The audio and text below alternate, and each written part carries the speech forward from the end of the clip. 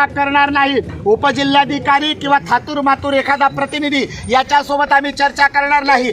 45 kilometre पायी चालत आल्यानंतर देखील जर जळगाव जिल्ह्याचे जिल्हाधिकारी आंदोलकांशी चर्चा करायला येत नसतील, समाधान भाऊच्या पीडित कुटुंबाशी बोलायला येत नसतील, तर जळगाव जिल्ह्याच्या जिल्हाधिकाऱ्यांना नेमका दबाव कुणाचा आहे? कारण जळगाव जिल्ह्यातलं प्रशासन हे इथल्या आमदारांच्या आणि खासदारांच्या इशाऱ्यावर चालतं, हा आमचा खुल्ला आरोप आहे। आणि इथले आमदार खासदार हे जातीवादी आहेत, भारतीय जनता पार्टीचे आहेत आणि भारतीय जनता पार्टीच्या पदाधिकाऱ्यांना कार्यकर्त्यांना वाचवण्यासाठी जिल्ह्यामध्ये दलित, आदिवासी, भटके, विमुक्त, बौद्ध, मुसलमान यांच्यावर अन्यायाची एक साखळी सुरू केलेली आहे। त्याच्यामुळे या साखळीचा निषेध आम्ही करतो आणि जोपर्यंत न्याय मिळत नाही, जोपर्यंत FIR आणि ॲट्रॉसिटी रद्द होत नाही, तोपर्यंत आम्ही इथून उठत नाही। आंदोलनाची पार्श्वभूमी काय आहे? कशासाठी तुम्ही या ठिकाणी आंदोलन केलं आहे, सविस्तर सांगा। 19 तारखेला जळगाव जिल्ह्यातल्या जामनेर तालुक्यामध्ये जो की विद्यमान सरकारचे माजी आमदार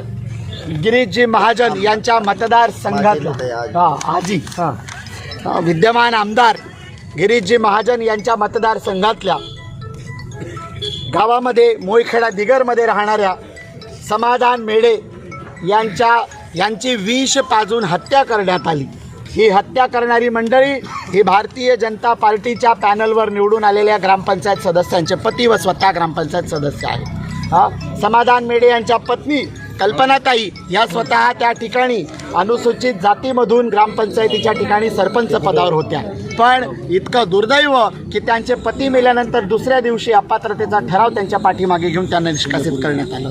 कल्पनाताई सरपंचपदी असताना त्यांचे पती मयत समाधान भाऊ यांनी ग्रामपंचायतीमध्ये होणारी अफरातफरी आणि ही 4 लोक गायरानाच्या क्षेत्रामध्ये असलेली लाकडं तोडत होती आणि ग्रामपंचायतीमधल्या पैशांचा फेरफार करत होती, या संदर्भामध्ये कल्पनाताईंच्या नावे अर्थातच सरपंचांच्या नावे तिथे असणाऱ्या गटविकास अधिकाऱ्यांकडे चौकशीसाठी पत्र दिलं।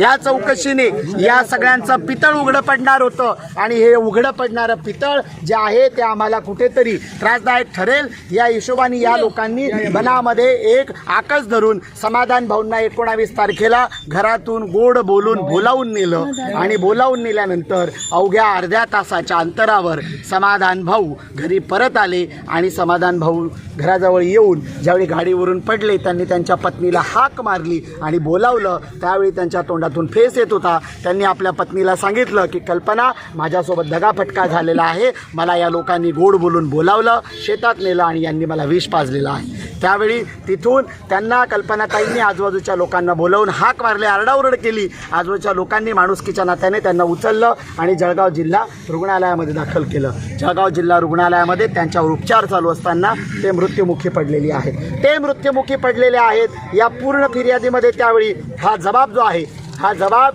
जामनेर पोलीस स्टेशनमध्ये टाईप केलेला आहे। पोलीस ठाणे अंमलदार सागर काळे यांची याच्यावर स्वाक्षरी आणि पोलीस प्रशासनाचा याच्यावर शिक्का आहे। पण यानंतर कल्पनाताईंनी म्हटलं की माझ्या पतीची हत्या झालेली आहे, माझी FIR नोंदवून घ्यावी, पण जामनेर पोलीस प्रशासन FIR नोंदवून घेण्यासाठी तयार नव्हती आणि अद्यापही नाही। आज 6 दिवस झाले सातत्याने कल्पनाताई आणि त्या ठिकाणी कार्यकर्ते जाऊन बोलत होते, पण जळगाव जिल्ह्यामध्ये असलेल्या ज्या काही पद्धतीनं इथे असलेलं लोकप्रतिनिधी आहेत, हे लोकप्रतिनिधी जातीवादी वृत्तीचे आहेत आणि ते इथे असलेल्या दलित, भटक्या, बौद्ध, आदिवासींना न्याय मिळू नये, त्यांच्यावर अत्याचारच होत राहावे, हा भाजपाचा जो छुपा अजेंडा आहे ते अतिशय खुलेपणाने राबवत आहेत आणि त्या ठिकाणी समाधान भाऊच्या हत्येची केस नोंदवण्यात आलेली नाही आहे। आणि आम्ही आज आंदोलनाचा पवित्रा घेऊन 3 तास पोलीस प्रशासनाशी संवाद केला। पोलीस प्रशासनाचे जबाबदार पदाधिकारी तिथे असलेले PI किरण शिंदे व त्यांचे सहकारी लोकांसमोर येऊन सांगतात की हो, आम्ही ती केस नोंदवलेली आहे आणि ती काय म्हणून नोंदवली आहे? आकस्मिकरित्या मृत्यू म्हणून नोंदवलेली आहे। आम्ही आमच्याकडे पोस्टमॉर्टम रिपोर्ट आल्यानंतर चौकशी करू आणि मग ठरवू आरोपी कोण आहे। म्हणजे पोलिसांनीच ठरवायचं काय आरोपी कोण आहे? न्यायालय मेली आहेत काय देशातली?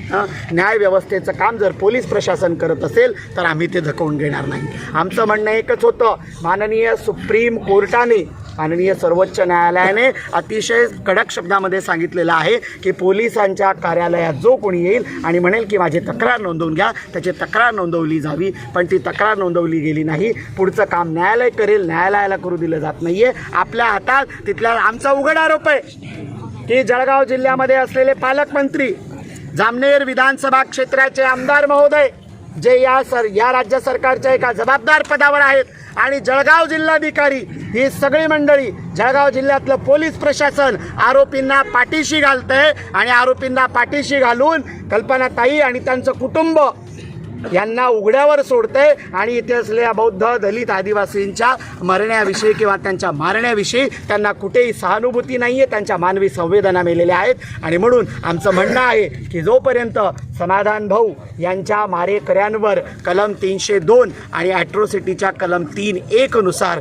गुन्हा दाखल होत नाही तोपर्यंत आम्ही इथून उठणार नाही. आणि आता त्यासोबत ज्या पोलीस अधिकाऱ्यांनी हे सगळं करण्यासाठी दिरंगाई केलेली आहे त्यांना देखील निलंबित केलं जात नाही तोपर्यंत आमचं आंदोलन मागे हटणार नाही. आता तुमची भूमिका काय?